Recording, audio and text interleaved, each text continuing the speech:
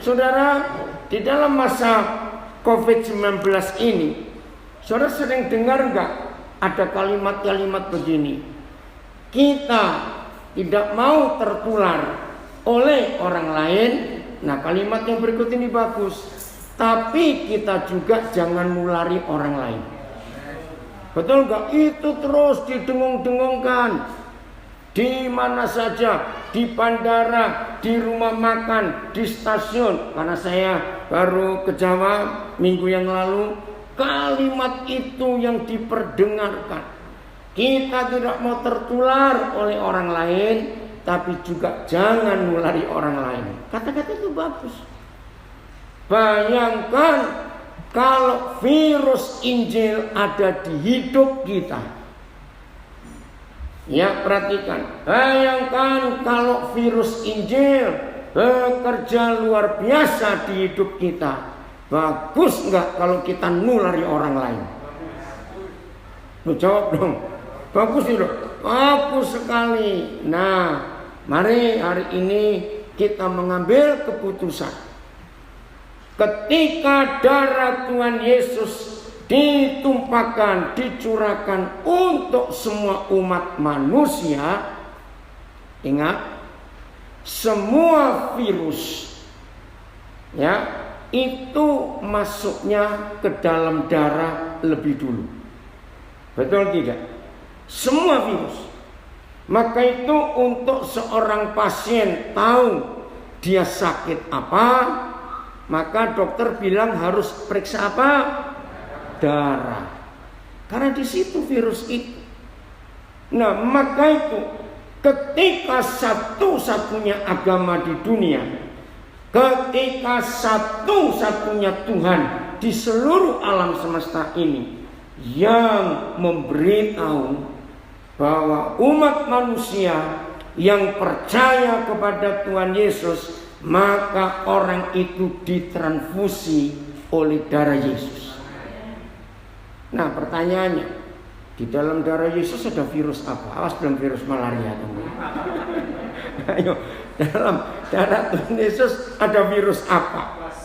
Kasih, pengampunan, sukacita, apalagi damai sejahtera, virus Injil. Maka semua kita yang sudah percaya kepada Tuhan Yesus, berarti ada virus itu enggak di hidup kita. Maka kemanapun kita pergi harus menularkan virusnya Tuhan Yesus Kristus. Nah, ini masalahnya.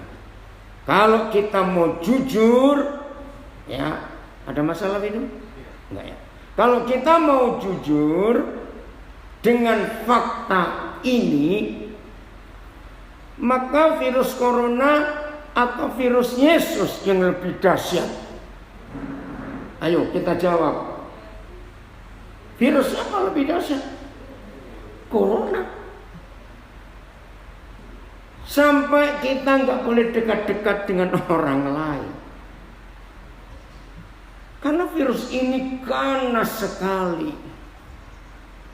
Saudara, itu sebabnya mari hari ini kita mengambil keputusan. Apalagi kita yang setiap bulan minimal 1 kali ambil bagian dalam perjamuan kudus. Betul? Itu istilahnya saudara dan saya sedang ditransfusi oleh darah Yesus. Ini 3 minggu ini, aduh, kami lagi perang besar. Salah seorang anak saya yang di Balikpapan, ya, Januari lalu dia kecelakaan. Nah, di suatu daerah agak jauh dari Balikpapan karena dia kerja. Akhirnya dia harus transfusi darah. Saudara, ternyata darah yang ditransfusi itu enggak bersih. Mungkin PMI di daerah itu sudah terpaksa karena kekurangan darah ambil darah. Dan ada virus HIV-nya di dalamnya. Aduh, 3 minggu ini dia betul nangis Sampai dia berkata, saya dosa apa kepada Tuhan begitu? Sudahlah, kamu gak usah mikir soal dosa itu. Yang penting percaya. Kalau transfusi darah ada yang salah, kan kamu sudah ditransfusi oleh darah Yesus. Percaya untuk itu. Nah, coba lihat seganas itu virus yang setan buat, yang ada di dalam darah setiap orang. Terpujilah Tuhan, karena Dia sudah mentransfusi kita dengan darahnya sendiri. Maka kita percaya di dalam darah Yesus itu ada virus yang luar biasa. Harusnya semua orang yang dekat-dekat dengan kita ketularan. Otomatis. Ya, coba lihat dengan hidup yang protokol kesehatan selama COVID-19 ini ada, ketat sekali. Saudara, maka itu terjadi hal-hal yang luar biasa. Kita sudah pakai masker, sudah cuci tangan, sudah macam-macam lagi. Kalau virus itu bisa masuk. Nah, ini yang kita harus jaga dengan positifnya. Maka seharusnya semua orang yang dekat-dekat kita harus ketularan enggak? Loh, harus ketularan tidak? Harus. Karena kita percaya virus Injil, virusnya Tuhan Yesus jauh lebih hebat daripada corona itu. Harus percaya akan hal ini. Maka itu penting sekali kita selalu siap sedia untuk menjadi berkat buat banyak orang. Amin. Kita akan baca ayat yang pertama ini supaya kita yakin betul-betul bahwa Tuhan kita bekerja luar biasa. Lukas pasal yang ke-7. Injil Lukas pasal 7. Kita temukan sebuah fakta yang luar biasa dalam hidup kita. Kalau kita mentaati, kita menggenapi, kita hidupi firman Tuhan ini. Amin. Ya, tanpa kita menghidupi, tanpa kita percaya akan kuasa yang hebat itu. Lukas 7 ayat yang ke-40. Lalu Yesus berkata kepadanya, ini Simon orang Farisi yang malam itu mengundang Tuhan Yesus makan. Apa kata Tuhan Yesus? Simon, ada yang hendak kukatakan kepadamu. Saud Simon, katakanlah guru. Nah, saudara, rindukan Tuhan berkata apa kepada kita. Amin. Rindukan itu. Dengan semangat Simon berkata, katakanlah guru. Artinya Simon antusias gak mendengar apa yang Tuhan Yesus mau katakan? Ya, maaf ya, jangan tersinggung. Tukang gosip. Ada gak orang hidup jadi tukang gosip? Ada gak? Ayo, lebih enak mana tukang bakso atau tukang gosip? Maaf ini. Tukang bakso. Nah, tukang gosip merindukan apa? Maaf ini, ayo. Berita. Biasanya tukang gosip yang ditunggu berita apa? Hoax. Betul tidak? Tukang gosip yang dinantikan berita dari setan. Ingat, hanya Tuhan Yesus. Tidak ada manusia lain di dunia ini yang pernah berkata, kalau ya katakan ya, kalau tidak katakan tidak. Sebab lebih dari itu terus kan berasal dari si jahat, dari setan.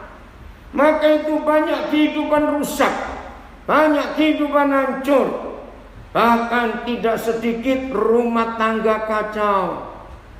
Karena menerima, menantikan menunggu kata-kata yang salah. Betul atau tidak? Maka itu kita harus berhati-hati dengan konsep katanya. Harus berhati-hati itu.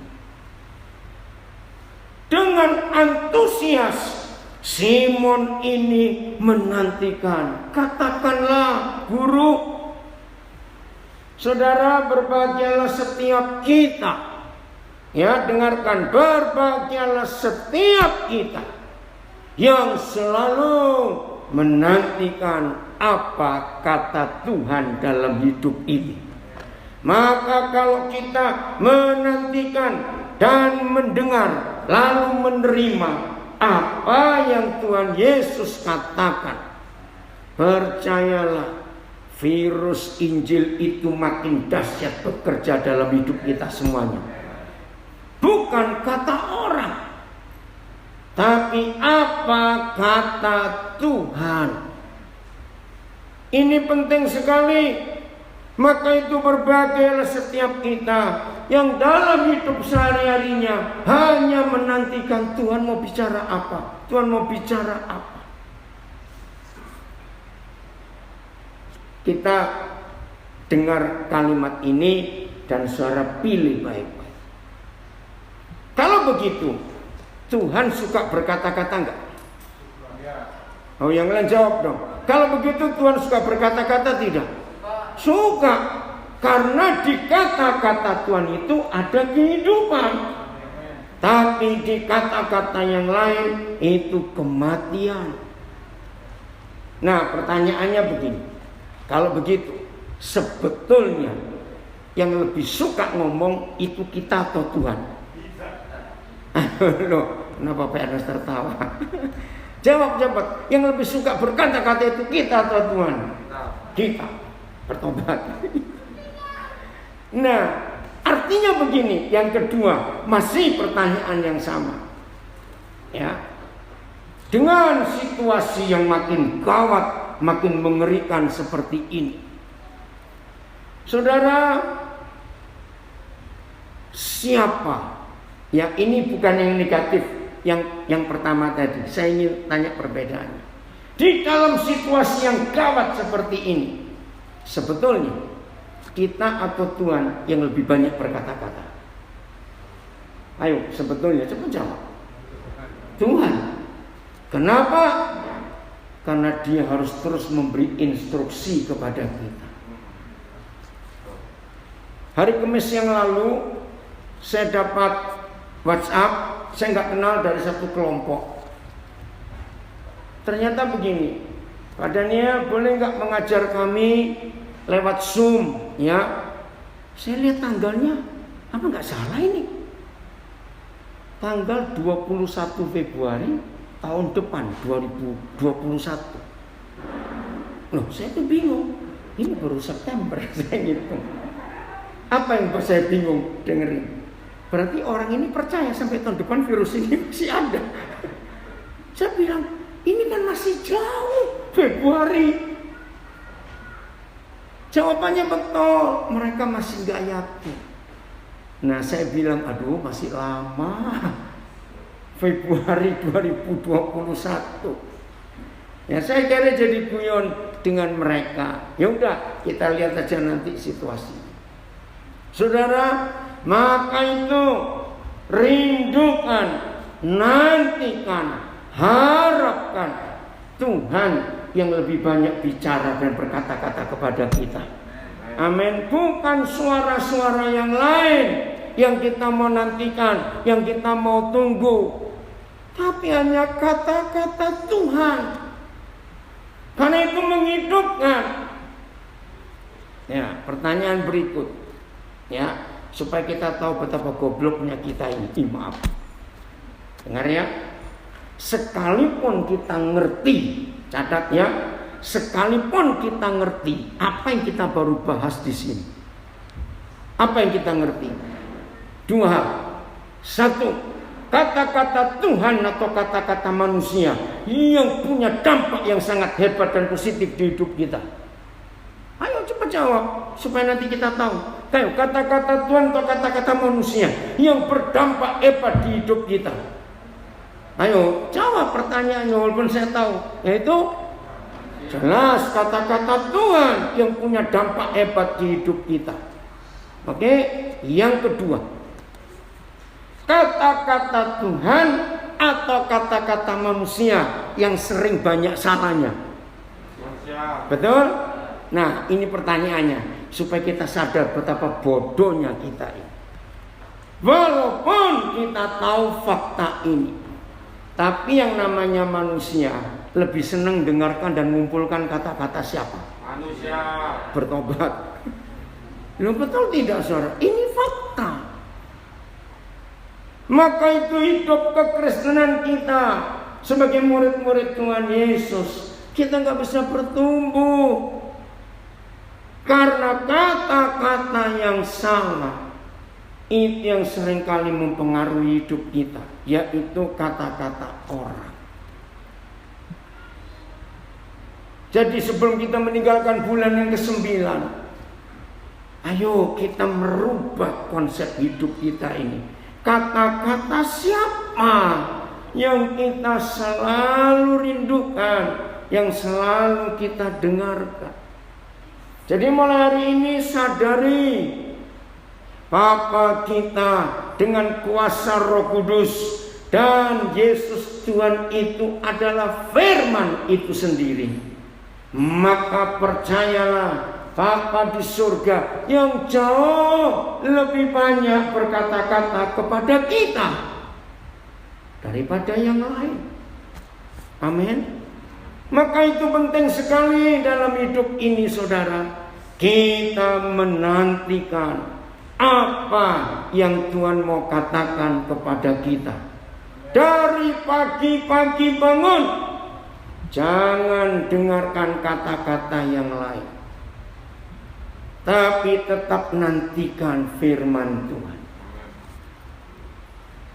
Dengar ya, ini prinsip penting sekali. Jadi setelah kita sampai pada titik ini, berarti antara Bapa kita di surga sebagai firman yang hidup, yaitu Tuhan Yesus, ya, dengan si jahat yang seringkali memakai mulut orang. Ingat ya, tidak mungkin setan berani datang langsung dengan wujud aslinya kepada kita. Kenapa nggak berani? Ayo, kenapa setan nggak mungkin datang dengan wujud aslinya kepada kita? Ngerti nggak? Ayo, kenapa nggak berani? Karena dia jelek. Apalagi? Iya, satu betul karena dia jelek, kita nggak lihat. Terus yang lain apa? Takut ketahuan. Bukan. Ayo, lagi 2 orang. Kenapa? Takut kita menolak, itu yang betul. Karena setan tahu kalau mereka datang dengan wujud aslinya, kita nggak akan anggap. Betul? Nah, ini masalahnya. Kalau setan pakai orang untuk ngomong, ngerti nggak kalimat ini? Kalau setan pakai orang untuk ngomong, biasanya bagaimana kita? Nah itu goblok ini. Ya, betul tidak? Sudah tahu kok. Maka itu kita harus milih dalam hidup ini. Perkataan siapa yang harus kita dengarkan. Jangan biarkan kata-kata setan lewat teman kita, tetangga kita, lewat orang lain. Jangan.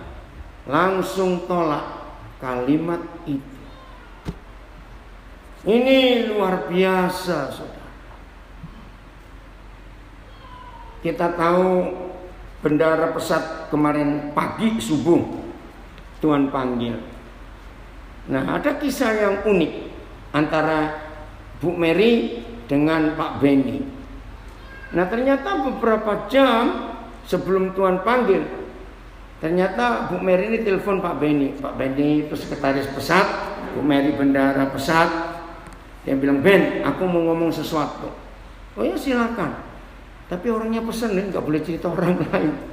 Nah, Pak Benny bilang, ya udah kalau gitu nggak usah cerita. Ya udah dah, nanti aja kalau sudah terbukti baru aku ngomong. Ternyata Tuhan punya rencana yang lain. Nah, saudara, itu sikap yang benar. Kalau memang orangnya sudah pesan jangan cerita, ya lebih baik jangan cerita. Ternyata kita harus berani menolak. Kalau orang itu ngomong apa, kita hanya mau dengar Tuhan bicara apa kepada kita semua. Ini keputusan yang luar biasa. Maka itu ketika Simon mendengar Tuhan Yesus berkata kepadanya, Simon, ada yang hendak kukatakan kepadamu. Saud Simon, dengan antusias Simon berkata, katakanlah guru. Nah, kita nggak usah baca apa yang dikatakan, nanti saudara baca sendiri. Ini teguran buat Simon. Ya, nggak apa-apa.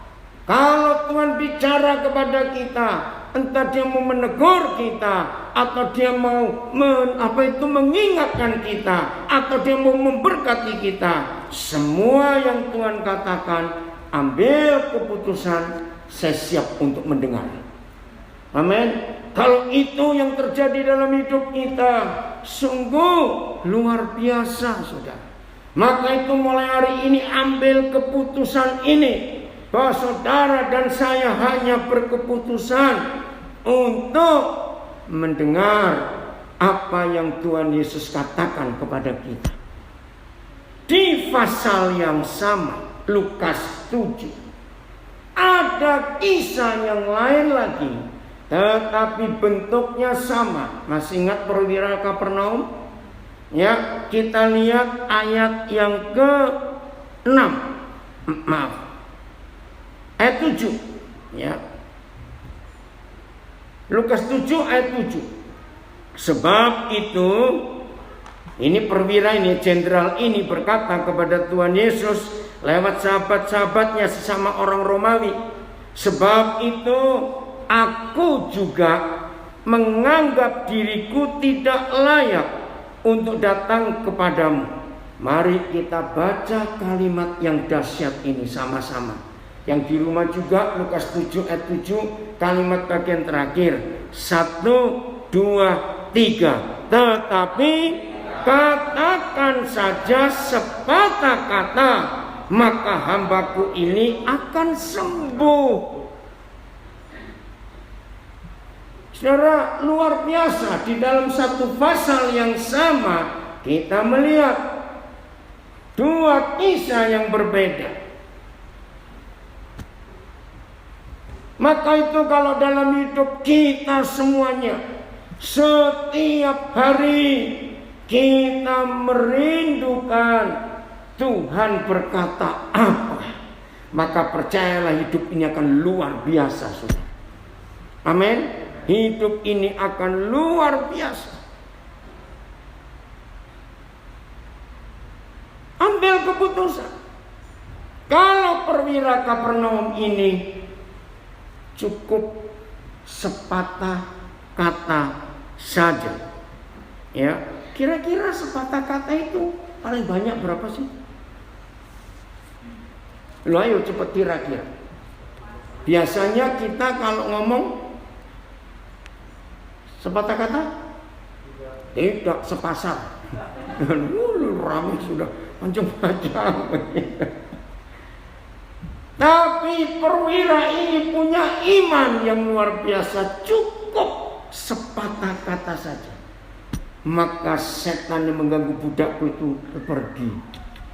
Luar biasa.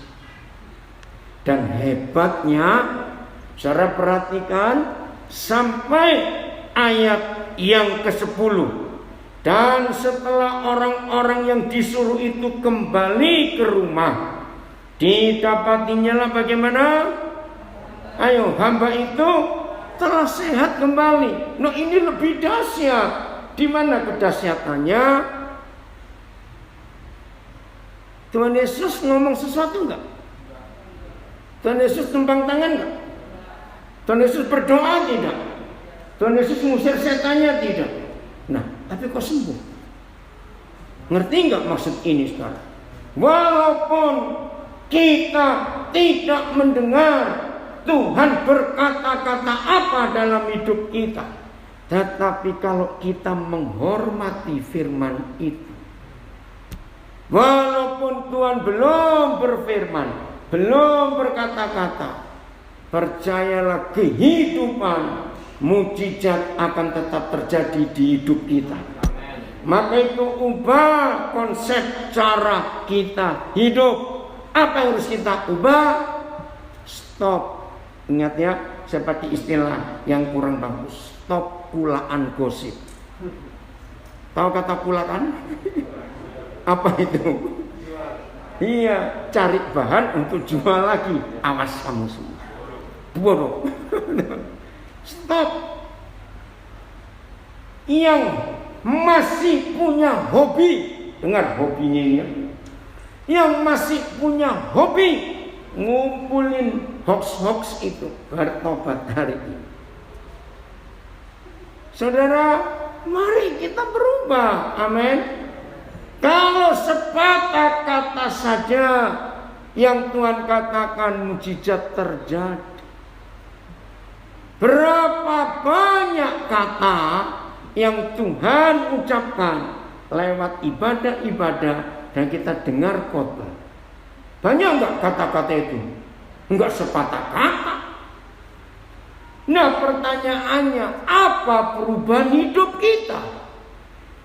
Walaupun sering dengar banyak kata-kata itu, jawabannya adalah kita salah memposisikan dan menempatkan Yesus dengan orang lain. Ya, ngerti nggak kalimat ini? Masalahnya karena saudara dan saya salah menempatkan, salah memposisikan Tuhan Yesus dengan orang itu. Ngerti maksud saya?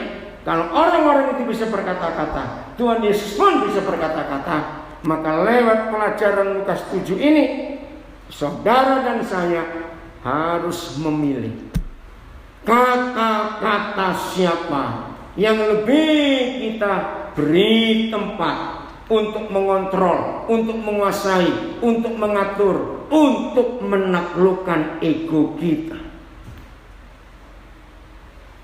Saya beri pertanyaan lagi. Pernah enggak kita dengar firman seperti tersinggung, ditemplak? Saya tanya, kok pernah tidak? Salah, harusnya sering. Pernah. Beda itu, lo betul? Kalau pernah ya sekali-sekali. Kalau sering artinya setiap kali kita dengar firman, dengar khotbah harus sering tertemplak dan tersinggung. Lo boleh nggak saya pakai kalimat?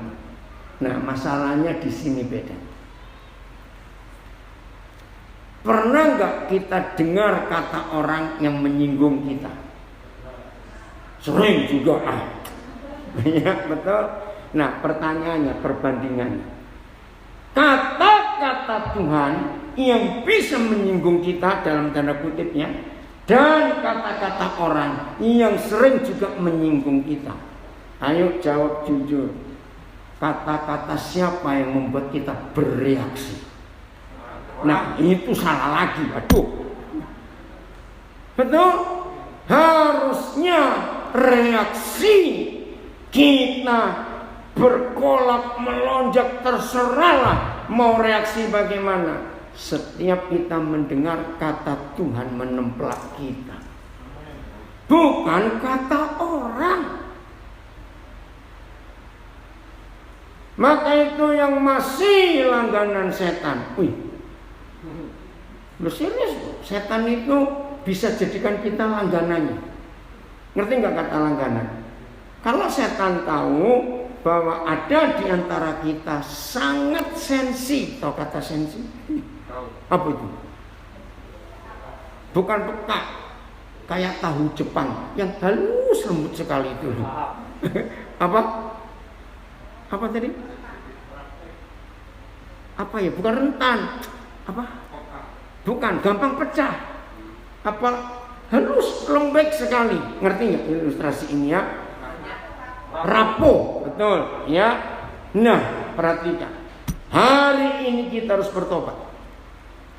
Kita harus sensi, ya, peka, terbawa perasaan, ya, ketika kita mendengar kata-kata Tuhan. Katakan amin. Kata-kata orang kita singkirkan dulu.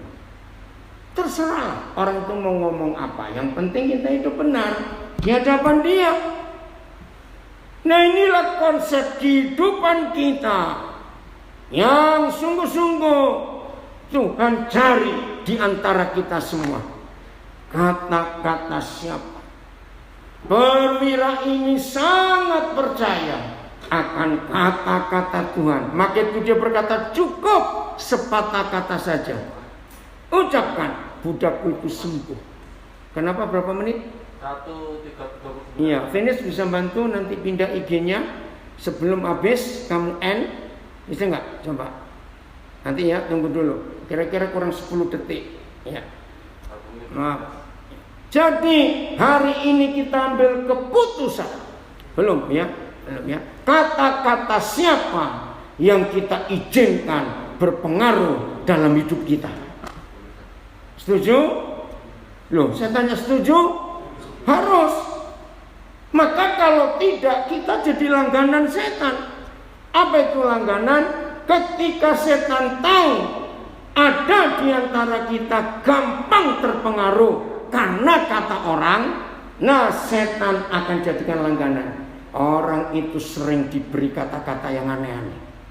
Siapa saja bisa dipakai setan untuk ngomong. Berapa detik? 32. Ya. Ingat ini, betapa bodohnya kita kalau kita jadi langganan setan. Betul tidak? Kita tahu tipu muslihatnya, kita tahu maksudnya, maka itu kita jangan bodoh. Untuk semua hal yang Tuhan sediakan buat kita di hidup kita, ambil, karena apa yang Tuhan sediakan lewat kata-katanya itu, maka kita akan tahu hebat dampaknya. Amin saudara. Ya, kita buka 2 Korintus 2 ayat 11. Kita baca sama-sama. 2 Korintus 2 ayat 11. 1, 2, 3. Supaya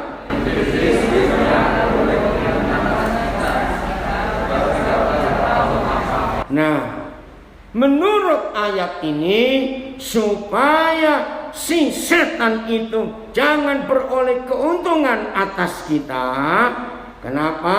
Sebab kita tahu apa maksudnya. Nah, dari ayat ini saya mengambil istilah tadi. Jangan jadi langganan setan. Kalau kita membaca kalimat terakhir, kalimat pertama, supaya iblis jangan beroleh keuntungan. Berarti ini masalah dagang nggak? Bisnis nggak? Lo ya jawab cepat. Bisnis. Nah, orang dagang yang dapat keuntungan banyak karena langganannya banyak. Oh, enggak, amin. Nah, kalau iblis punya dagangan, setelah kita dengar semua ini, apa dagangan iblis? Bukan coangkem nganggur. Yang enggak Jawa enggak ngerti. Tahu coangkem nganggur? Coangkem itu mulut, nganggur itu ember gitu. Maaf, betul. Nah, jadi bisnisnya iblis itu kata-kata gosip itu, betul tidak? Nah, terus siapa yang dipakai iblis untuk menguntungkan dia? Manusia yang goblok-goblok itu, yang memasarkan dagangan iblis. Ngerti nggak kalimat itu? Jadi kalau kita bodoh, kita memasarkan apa? Ayo coba terang. Kita memasarkan apa? Memasarkan dagangan iblis. Apa dagangan iblis? Gosip. Nah, makin banyak orang jadi agennya, jadi distributornya setan, maka langganan itu dipegang terus oleh iblis. Karena orang itu menguntungkan mereka. Betul? Hari ini stop, saudara. Jadilah distributor kerajaan surga. Yaitu kita memasarkan apa? Firman-Nya, Injil kerajaannya, virus Injil itu. Maka itu mulai hari ini ambillah keputusan. Siapa yang kita untungkan? Kan sebetulnya nggak susah. Hanya ada hanya ada satu pilihan di antara dua, yaitu menguntungkan Bapa di surga atau menguntungkan iblis. Nah, kalau cuma dua pilihannya, mudah atau susah untuk mendeteksi, untuk menjaganya itu? Coba jawab. Mudah, cuma dua kok. Kalau nggak ya ini ya itu, gitu aja. Maka itu hari ini saudara sampaikan firman ini kepada sebanyak-banyaknya orang. Apalagi yang mengaku diri murid Yesus. Jangan kita jadi langganan setan. Jadilah kita distributor produk-produk kerajaan surga. Amin. Berapa hari yang lalu saya dapat tulisan bagus ya dari anak saya yang ada di Sydney. Saya tertawa. Kamu dapat dari mana? Dia bilang saya nggak tahu juga, saya dapat dari sosial media. Ironinya hidup, tahu ya, pertentangan hidup. Maaf ini jangan tersinggung. Pengacara selalu mengharapkan kita punya masalah. Betul tidak? Kalau kita nggak punya masalah, pengacara nggak hidup. Polisi mengharapkan kita punya kasus bertindak kriminal. Penjual peti mati? Loh, ayo jawab. Mengharapkan ada yang mati. Maaf, ya. Guru mengharap, jangan tersinggung. Ini tulisan.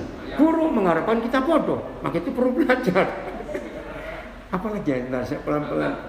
Dokter mengharapkan kita sakit. Ternyata satu-satunya kelompok manusia yang mengharapkan kita sukses terus dan nyenyak tidur itu maling. Saya tertawa baca itu. Betul juga kalau begitu. Ayo ngaku betul tidak? Jadi maling itu baik loh ternyata. Mengharapkan kita kaya terus dan tidurnya nyenyak. Saya baca itu mikir betul juga ini ya. Nah, terus mau jadi apa? Mau jadi apa? Nah, inilah hidup. Maka itu hanya hidup dengan Bapa di surga dan lewat kebenarannya. Hidup ini luar biasa, saudara. Amin. Maka itu cari terus firman-Nya, cari terus kebenarannya, cari terus apa yang Tuhan mau katakan kepada kita. Karena itu membuat kita hidup dengan benar. Wah, ini luar biasa.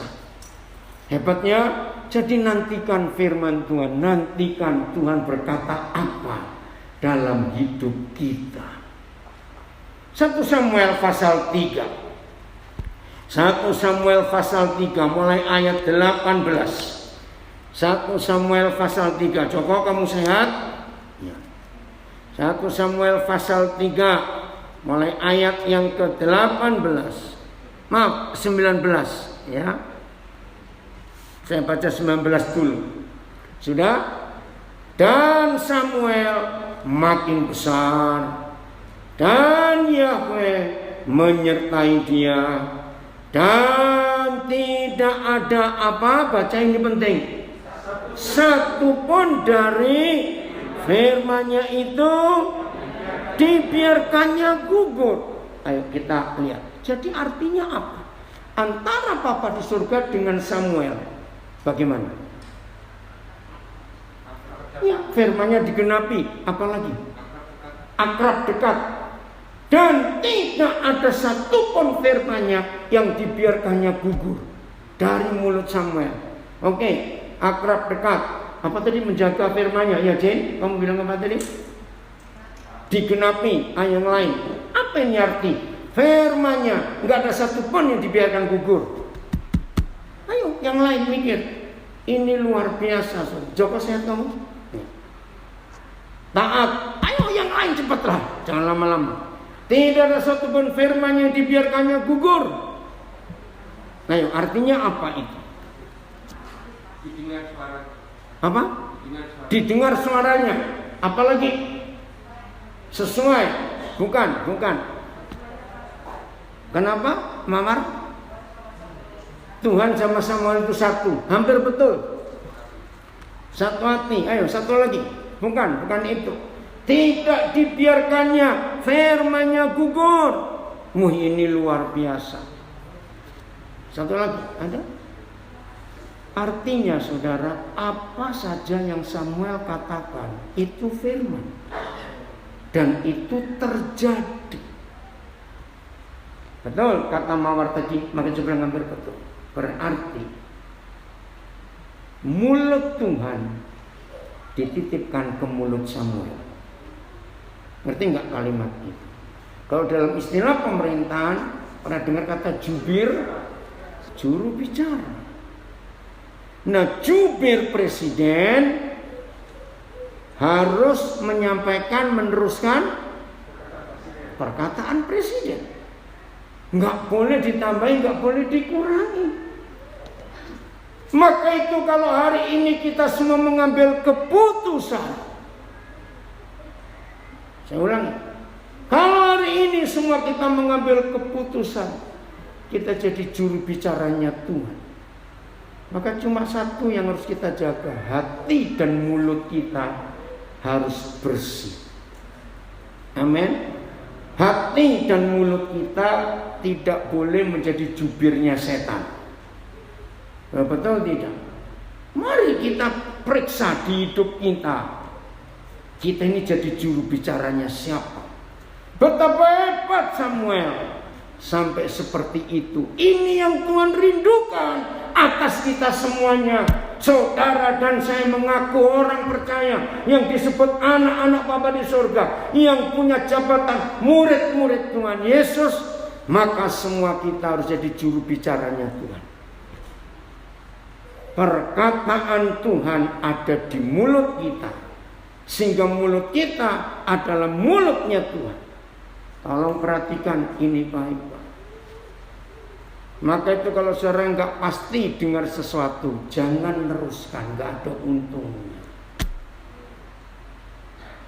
Tidak ada yang lain di dunia yang pernah disebut kebenaran kecuali Tuhan Yesus. Maka itu dia benar.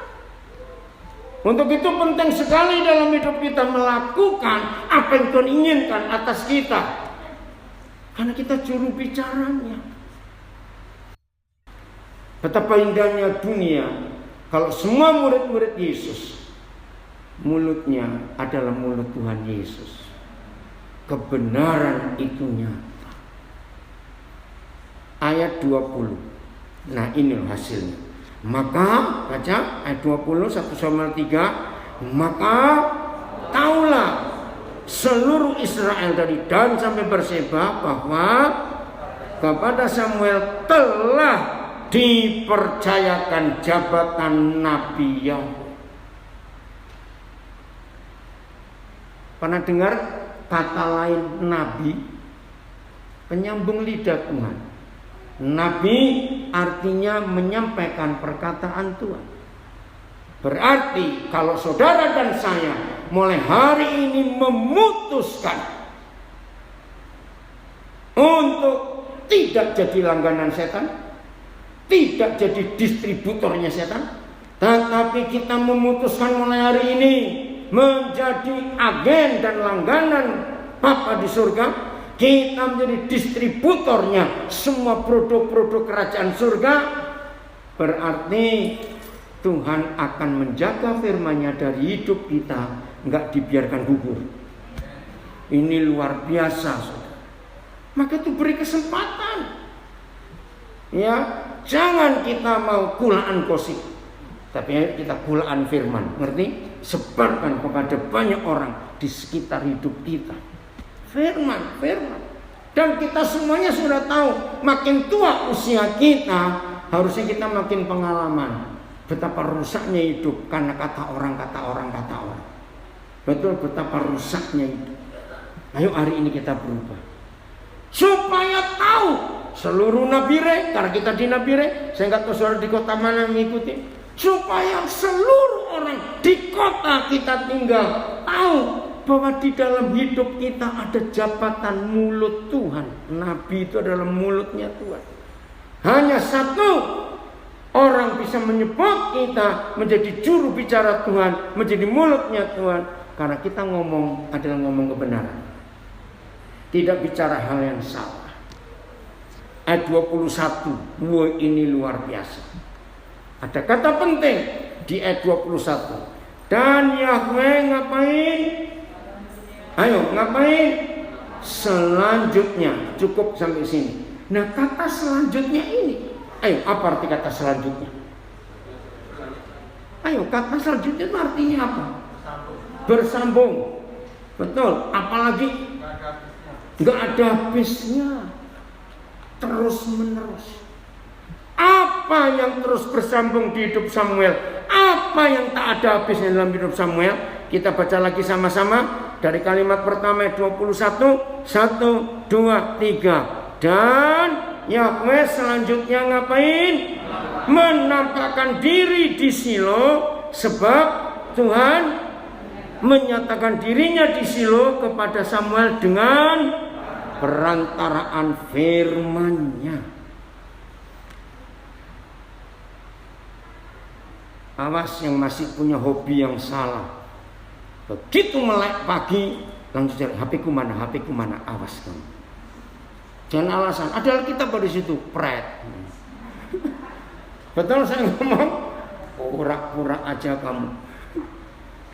Pokoknya pagi-pagi bangun, cari kebenaran itu. Tunggu firman-Nya apa? Karena sepanjang hari itu kita akan dipakai jadi juru bicaranya Tuhan.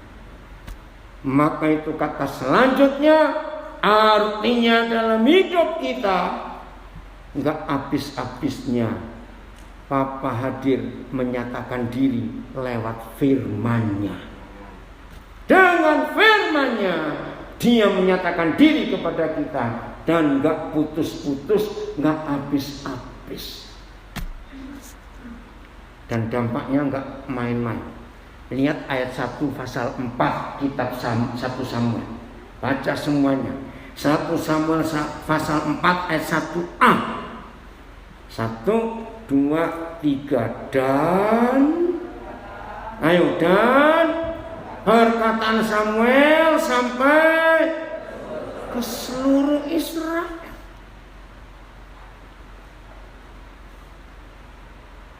Mengapa Yahweh Tuhan berani menyebut perkataan Samuel? Mengapa yang seharusnya ditulis perkataan Tuhan sampai ke seluruh Israel? Tapi mengapa firman ini berani menulis maka perkataan Samuel? Kenapa? Karena sama. Saudara perhatikan. Berarti Papa di surga yang Maha Kuasa itu berapa besar kepercayaannya kepada Samuel? Total. Wih, ini yang luar biasa. Maka itu berbahagialah setiap kita kalau saudara dan saya bisa ditemukan oleh Papa di surga bahwa Dia mempercayakan perkataannya kepada kita. Inilah hidup murid Yesus yang benar dan berkenan kepada Tuhan. Amin.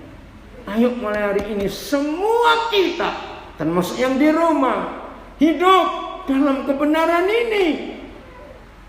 Saudara, dahsyat betul kalau perkataan Tuhan itu nyata lewat kita semuanya.